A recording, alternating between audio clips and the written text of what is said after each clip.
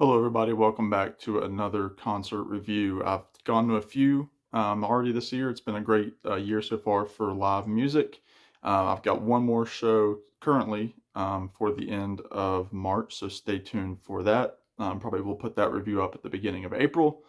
Um, so tonight I went to see a group that I really just heard about last week. They're a group called the Wildwoods. They're a trio from Omaha, Nebraska. Kind of a acousticy harmony, typical kind of stuff that I would go see. Group. I know they drew inspiration big time from groups like Mandolin Orange, the Punch Brothers. So they've got like that, that bluegrass background, but they don't play bluegrass music at all. Um, the I can't remember names, but the two lead singers are a husband and wife. They've been playing together since 2012, and they're only 25 years old. So they were playing together in middle school where they met, and eventually they got married later on, and then they were rounded out by their bassist, and it was again they're a group that I think they predominantly gained prominence through social media.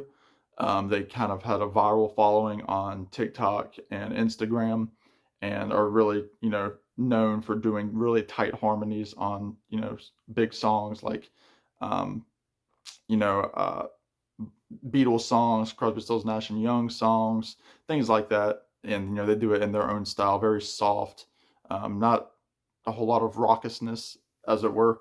And so I'd never heard of them, like I said, up until about last week. And tickets were only like $15, and I had nothing to do on this Wednesday night.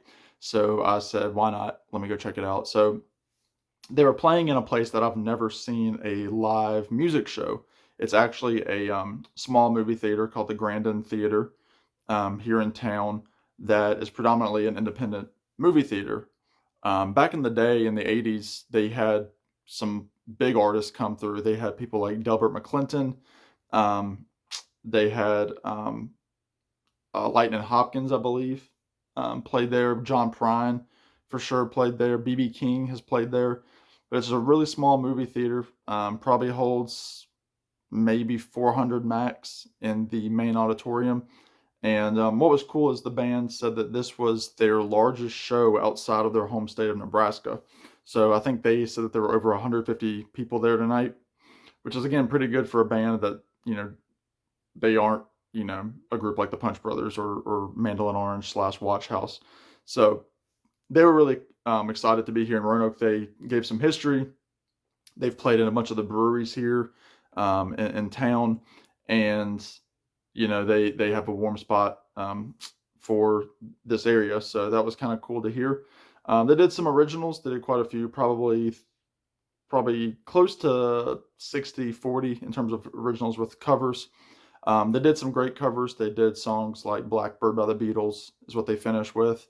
They did Big Bad Leroy Brown by Jim Croce. They did Our House by Crosby, Stills and Nash. They did a Gillian Welch song. I can't recall off the top of my head what the name of the song was. They did Songbird by Christine McVie, which they said was the wedding song of the female lead singer who, she predominantly played the fiddle during the show, but she also played guitar for probably about 8 or 9 songs toward the end.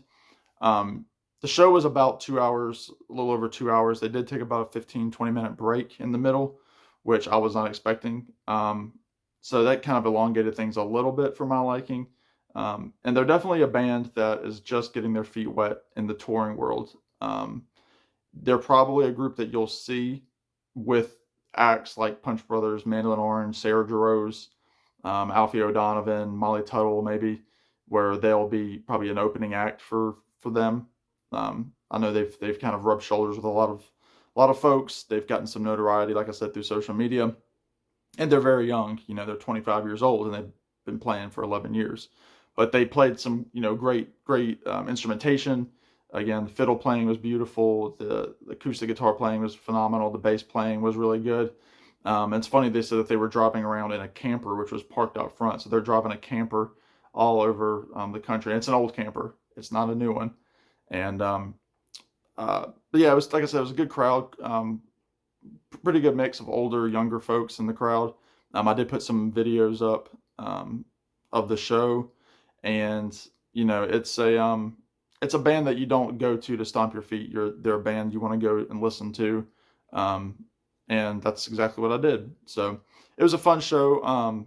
Again, they probably told a few too many stories in between songs. They were kind of talkative, and I'm kind of the um, not to sound pompous, because I'm not trying to be, but I really like shows like Bob Dylan, or I've never seen, or Van Morrison, I should say, Bob Dylan and Van Morrison, where they come out, they might acknowledge the crowd with a nod or a hello, but then they just play the music, and it's straight ahead music the whole time, which is kind of what I was hoping for, but the band came out and started talking before the songs even started, so that's always kind of like just play the music. So, but I mean they were fine.